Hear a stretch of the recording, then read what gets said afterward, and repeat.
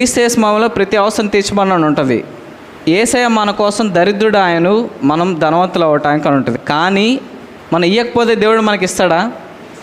ఇవ్వటానికి అవ్వదు, లేడు దేవుడు. ఎందుకంటే మనకి ఇచ్చే స్వభావం లేకపోతే దేవుడు మనకి ఇవ్వలేడు అన్నమాట.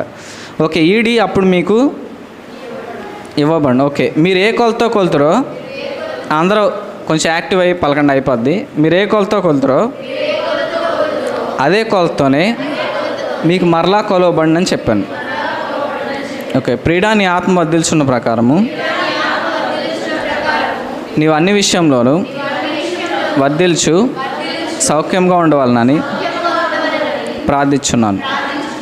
యెహోవా ఆజ్ఞలు విని వాటిని అనుసరించి గైకొన్నేళ్ళ నేను అనేక జనములకు అప్పిచ్చేదాను కానీ అప్పు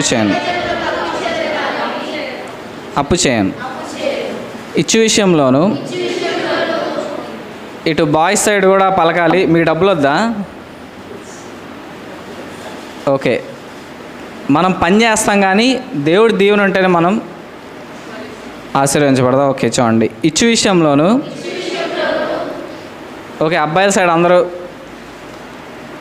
ఓకే, పుచ్చుకొని విషయంలోను మీరు తప్ప మరి ఏ సంఘపు వారును నాతో పాలువారు కాలేదు.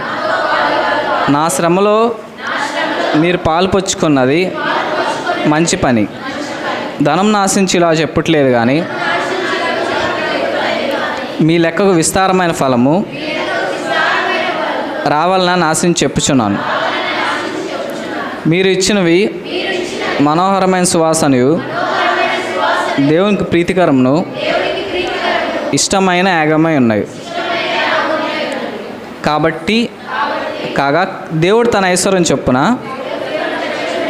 క్రీస్తు మహిమలో నా ప్రతి అవసరం తీర్చును. ఓకే, ఇచ్చేలాగుంటే ఈ వాక్యం పనిచేస్తాను అనమాట. ఓకే, దేవుడు ఉత్సాహంగా ఇచ్చేవారిని ప్రేమించును.